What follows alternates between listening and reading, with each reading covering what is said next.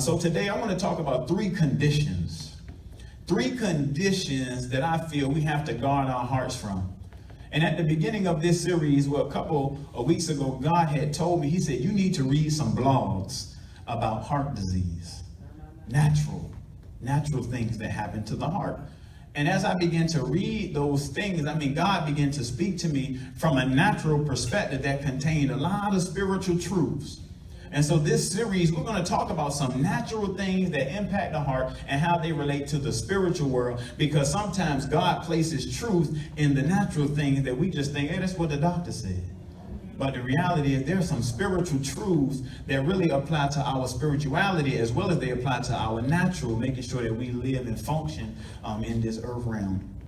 So these are going to be three conditions that we have to guard our hearts from. And so let me explain who I am today. I am not the doctor. If you think that just because my stethoscope is real, this is not the Party City one that came with the jacket. Put that one back. I went to Walmart, got me a real stethoscope. All right. But I'm not the doctor. God didn't call me to be the doctor, because we all know there's only one healer that exists, and his name is Jesus Christ. So I'm the physician assistant. He just called me to speak for him. He said, you go out there and tell the folks to come on back. And then when they get their healing, you go in and send them on their way. So I'm just a physician assistant. Three conditions we have to guard our heart from. The first one is hidden heartache. Hidden heartache. We have to guard our hearts from hidden heartache. And see, hidden heartache is so powerful, it can be so debilitating because it's hidden. Because you can show up to your job every day with a smile. You can come home and address your family with peace. As it seems as if you have peace. You may manifest joy, at least in their eyes, but at night you might be wrestling with something that's still taking place in your heart. That's what we refer to as hidden heartache. It's the pain that's beneath the surface. After you undress the makeup and after you get ready to go to sleep and the whole house is quiet, but you find yourself still weeping and still crying and still sobbing because you have some hidden heartache that nobody else can see. They don't even know that you're carrying this heartache because it's hidden from plain sight. This is one of the things we have to guard our hearts from, because unaddressed emotional injuries can linger on and take a toll on our lives. Wounds that we have sustained in our life that are deeply ingrained in our minds, we have to address them because they can take a toll on our lives. And people would try to analyze us and determine, why are we being so mean and nasty on our job? It seems like you got a new job, you've been blessed by God. What is it that has caused this person to still not have any joy? They still don't have any peace. What more can God do for them or in their lives to make them give God a praise or worship God? And the reality is that's because sometimes people carry hidden heartache. It's the stuff that you don't see. You don't even know that they're dealing with that. And the scripture teaches us in Proverbs 15:3. It says, a happy heart makes the face cheerful, but heartache crushes the spirit. So what that means is we can be walking around feeling crushed, and no one even knows what we're dealing with. God says that a happy heart makes the face cheerful. It's something about your countenance that people can look at you and see when your heart is healthy. They can look at you and say, that person has some real peace.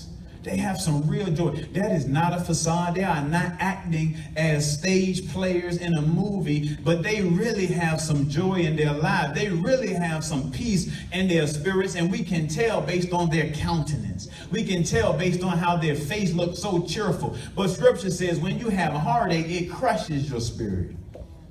And we have found out this to be true because there are people who live in our world who have all the money in the world, but they are just as miserable as can be. We have people who are as popular as anybody on the face of the planet, have more fans and more followers than anybody we can think of, but at the same time, they are spending 2 and 3 days sitting with the psychologist and the psychiatrist trying to determine why they don't have any joy or why they don't have any peace, and they have a crushed spirit because they're walking around with hidden heartache. and nobody knows that that's what they're carrying. It's the type of pain that lingers beneath the surface, that's at the core of the human spirit, and is hidden from plain sight. And sometimes heartache comes from childhood disappointments. See, if we're not reflective over our lives, we will have something that still manifests in our hearts, that we're still carrying, that happened to us 20, 30, 40, 50, 60 years ago, that we still haven't healed from, and is hindering us from having the peace that God has promised us. Okay. And we're trying to figure out why we don't have peace. It could be something that has happened to us in our childhood that is zapping every seed of joy that God is trying to sow in our lives, because we haven't addressed the pain from our toddler age, or when we were teens, or when daddy didn't love us the way that we thought that we should be loved, or mama didn't come home and spend the time with us the way we thought she should have spent the time, or maybe we felt that we were always in competition with our siblings and nobody actually gave us any attention. And until we begin to look over our lives and reflect over the things that has happened to us and what we have perceived that has happened to us, we will never receive the healing that God has for us. We'll walk around crushed, feeling as if we have some heartache that we have never addressed. And see, we have to understand that sometimes hidden heartache comes from past relationships.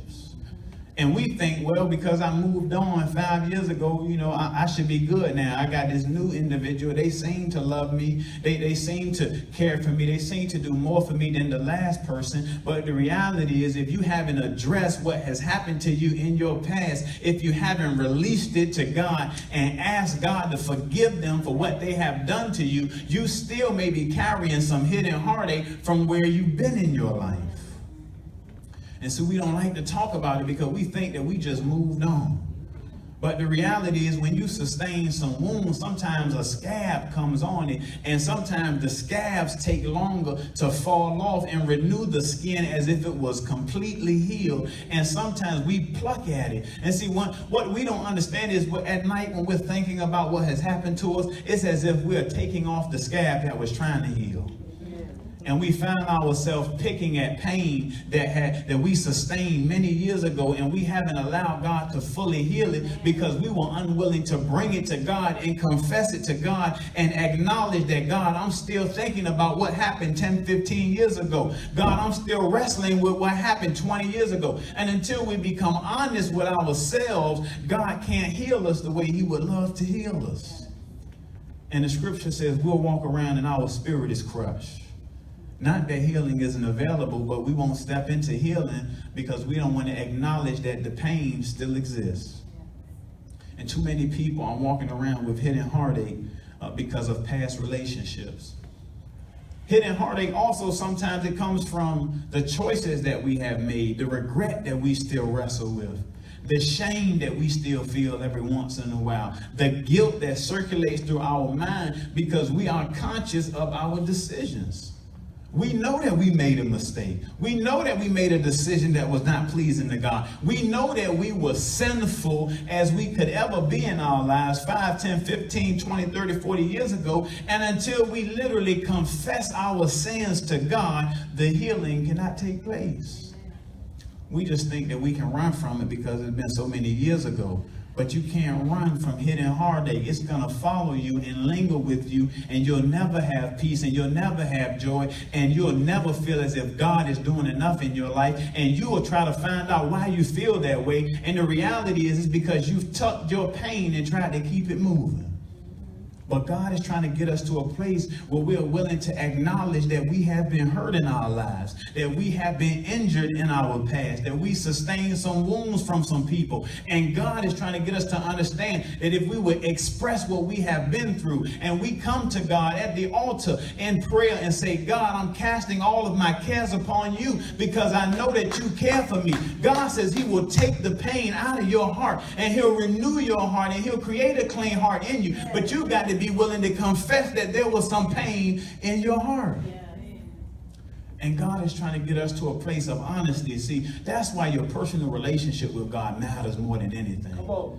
Because when you really have a relationship with God, you will tell God everything that you've been through. You'll go to God and say, God, I know you saw what happened to me at 17. God, I'm just bringing it up now because it popped up in my mind and I don't want it to turn into some hidden heartache. And I need for you to take my whole heart and renew me and refresh me and cleanse me, God, so that I might have the peace that you have for me, that I might have the joy that you make available. But I know that until I confess it to you, I'm going to be walking around with hidden heartache and my spirit will be crushed.